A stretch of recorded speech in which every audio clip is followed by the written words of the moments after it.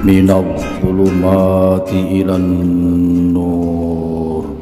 Satu, kitab Baharul Ansab ini digunakan oleh mereka sebagai salah satu referensi.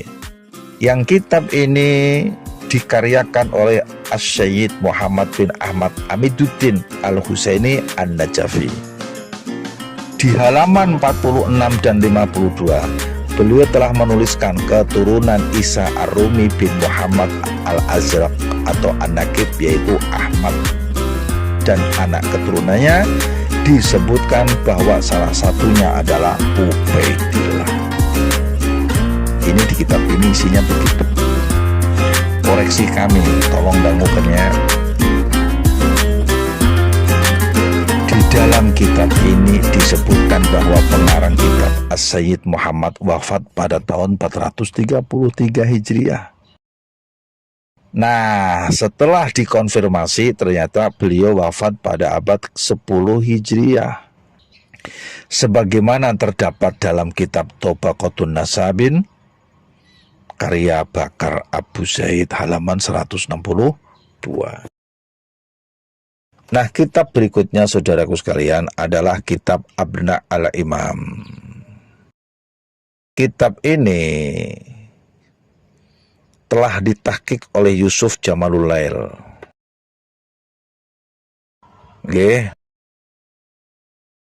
Kitab ini adalah karya Ibnu Toba mengenai hari wafatnya. Pengarang, pentahqiq atau penerbit memuat 2 angka tahun wafatnya, yakni Ibnu Toba dalam halaman 7 disebut wafat tahun 199 Hijriah.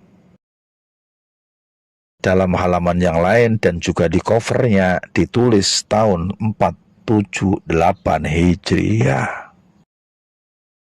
Koreksi kami, kitab ini palsu. Pasalnya kitab ini tertulis dengan judul Abna al-Imam, namun isinya bukan. Kitab ini diinterpolasi ditambah isinya oleh 4 orang. 1, Ibnu Sodaqah Al-Halabi yang wafat tahun 1180. Yang kedua, Abul Aun Asy-Syifa yang wafat 1188 Hijriah. Yang ketiga, Muhammad bin Nasr Al-Maqdisi yang wafat 1350 Hijriah. Dan Yusuf Jamalul Lail yang wafat 1938 Masehi. Nah, saudaraku yang budiman, keempat penahqiq dari kitab ini semuanya adalah Ba'alwi.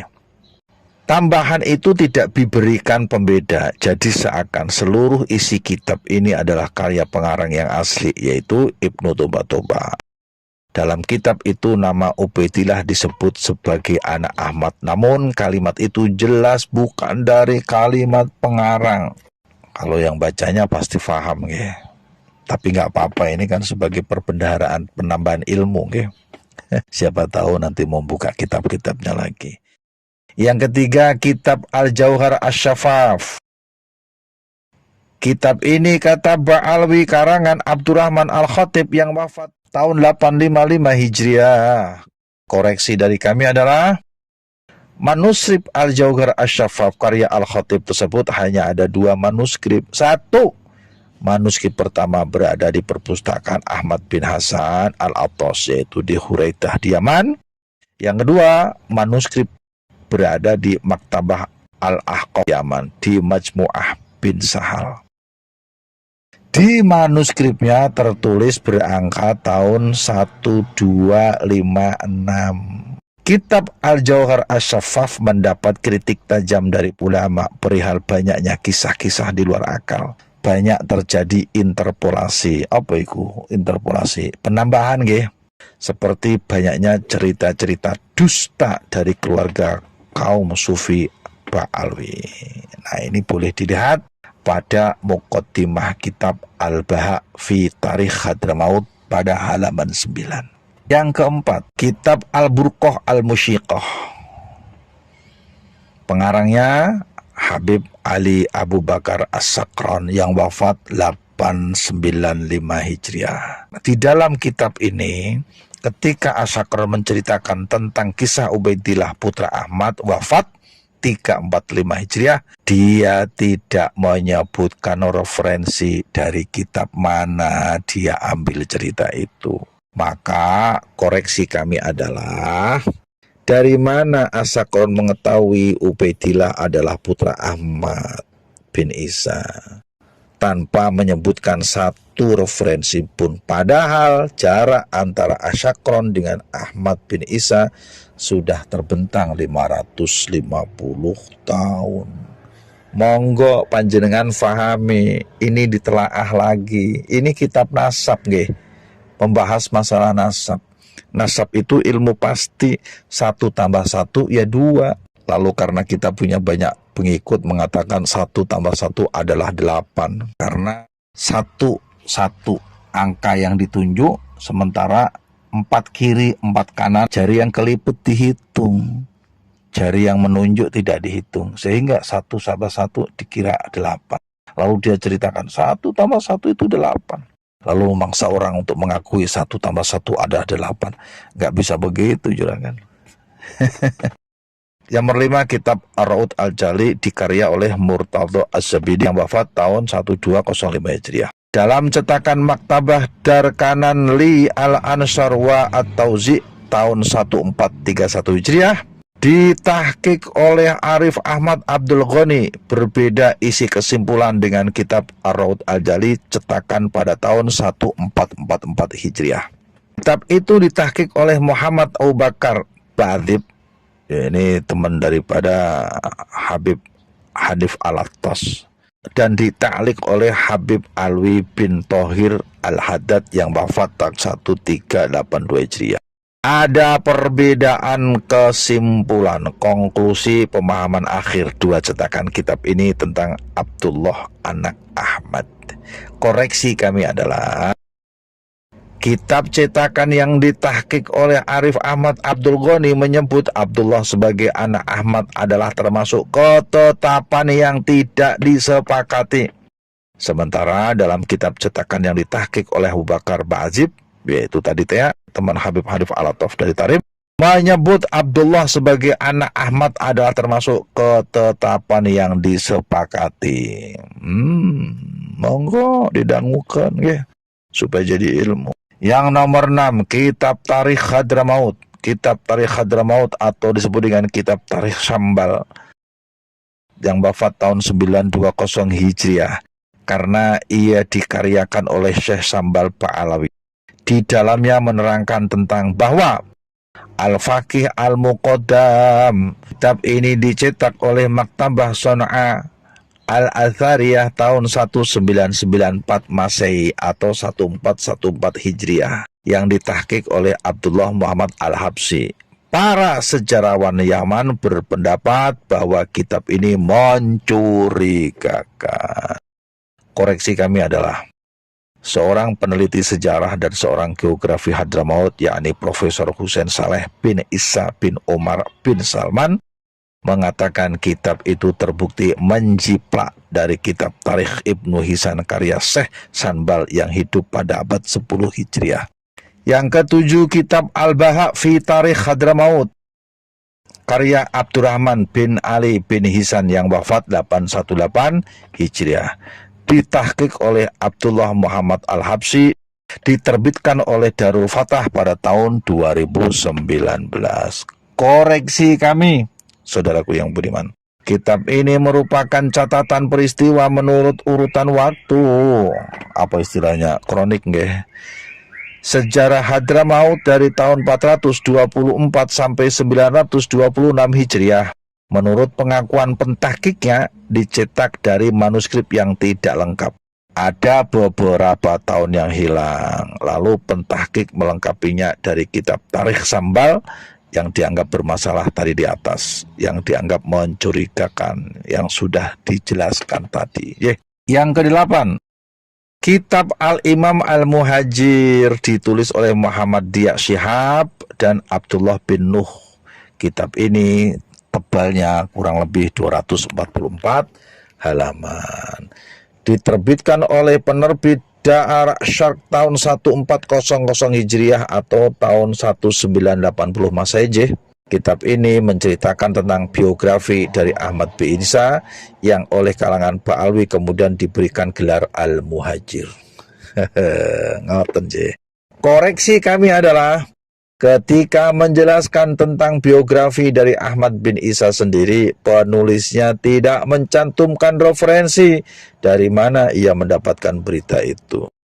Seperti ketika ia menyebutkan bahwa Ahmad bin Isa mulai belajar dari kedua orang tuanya. Ya pasti atuh, semua orang mah pasti belajar dari orang tuanya atuh.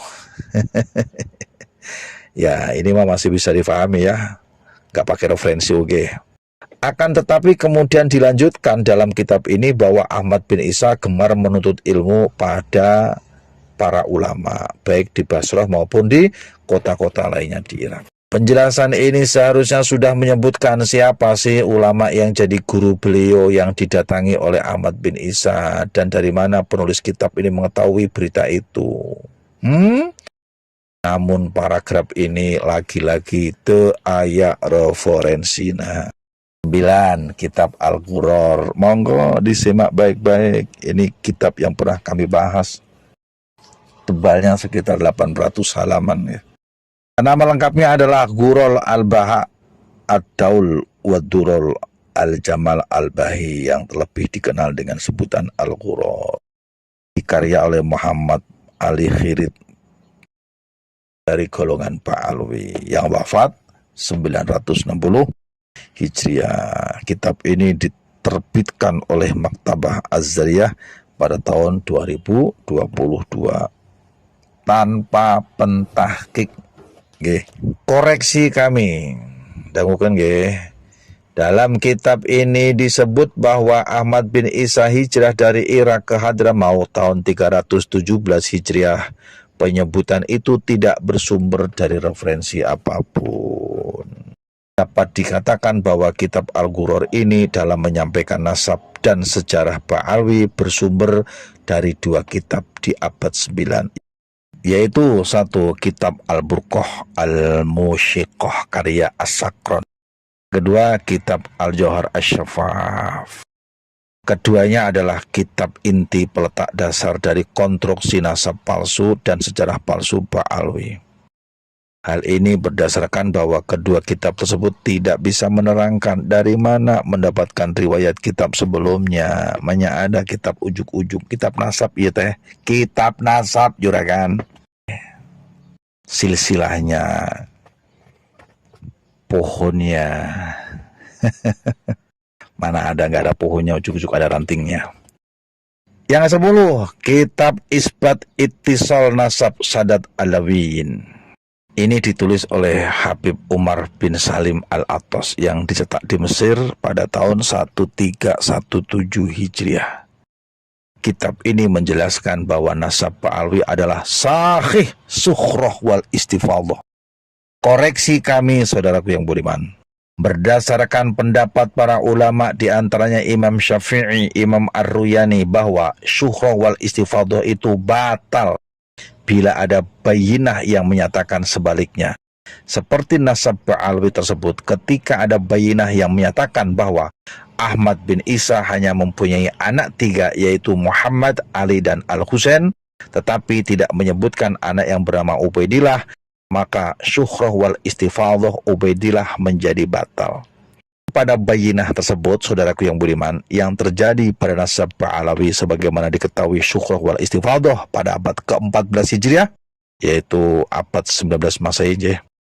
Sedangkan pada abad 4 Hijriah, saat kelahiran Ubaidillah, sampai abad 9 Hijriah, yakni 543 tahun tidak ditemukan syukhroh wal istifadhah. Tentu ini tidak sah menurut syariat dan tidak dapat diterima oleh akal sehat. Yang ke-11, yakni kitab Uqud Al-Mas. Yang terakhir ini, saudaraku yang budiman, karya Habib Alawi bin Thahir bin Abdullah Al-Haddad, diterbitkan oleh Matba'ah Al-Madini pada tahun 1388 Hijri atau tahun 1968 Masehi. Kitab ini merupakan biografi dari Habib Ahmad bin Hasan Al-Attas ketika menjelaskan tentang nasab Pak Alwi. Dan di sini pun memiliki referensi mentok kepada kitab Al-Jauhar Asy-Syafaf. Nah, koreksi kami saudaraku sekalian. Jarak pengarang Al-Jauhar Asy-Syafaf dan Ahmad bin Isa itu 550 tahun, juragan. Bagaimana mungkin dalam jarak sepanjang itu ia bisa mengetahui biografi dan anak-anak Ahmad tanpa referensi kitab yang berkesinambungan dari sejak Ahmad bin Isa yang wafat 345 Hijriah sampai kitab Al-Jauhar Asy-Syafaf 855 Hijri. Nah, saudaraku yang budiman, dari kitab yang sudah kami sampaikan ini, tak ada satupun yang memiliki ketersambungan referensi rujukan sehingga sampai pada masa hidup Ahmad bin Isa justru yang kami temukan adalah riwayat terhenti pada dua kitab, yakni satu kitab Al-Jauhar Asy-Syafaf dan yang kedua Al-Burqah Al-Musyiqah. Keduanya dikarang pada abad 9 Hijri. Dengan demikian maka terdapat kekosongan riwayat selama kurang lebih 543 tahun. Saudaraku yang budiman, sekali lagi, mungkin bagi sebagian orang yang sering mengikuti tentang kajian nasab Pak Alwi, apa yang kami sampaikan ini nggak aneh. Apa yang disampaikan oleh saudara kami, Kiai Muhammad Yasin Al-Branangi Al-Liqai, ini bukan sesuatu yang baru. Tetapi bagi sebagian orang yang belum faham, belum mutolaah dan belum mendengarkan secara jelas atas beberapa permasalahan yang sampai hari ini viral, kami anggap ini cukup penting sekedar dijadikan referensi atau penambah ilmu. Semoga apa yang kami sampaikan bermanfaat. Selamat berpuasa di bulan Ramadan ini. Semoga amal ibadah kita diterima oleh Allah Subhanahu wa Ta'ala. Jika ada hal yang kurang berkenan, kami mohon dimaafkan. Taqabbalallah. Terima kasih atas kebersamaannya. Sehat selalu, panjang umur, dan berkah bersama keluarga orang-orang tercinta di antara kita. Terima kasih atas kebersamaannya. Assalamualaikum warahmatullahi wabarakatuh.